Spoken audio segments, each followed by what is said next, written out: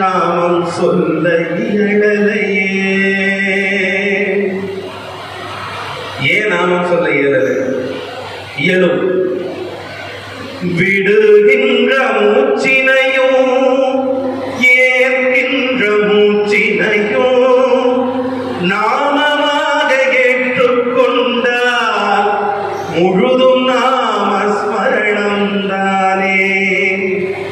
இன்னைக்கு இந்த பொழுதிலிருந்து நீங்க விடக்கூடிய மூச்சும் ஏற்கின்ற மூச்சும் நாமமாக ஆகி உங்களுடைய இந்த தேர்விலே நாமம் சொல்லிக்கிட்டே, உங்க மூச்சு விடுறது நாமம் சொல்லிக்கிட்டே உங்களுக்கு துணையாக இருந்து நீங்கள் அனைவரும் வெற்றி காணப் போகிறீர்கள் என்று சொல்லி விடைபெறுகிறேன்.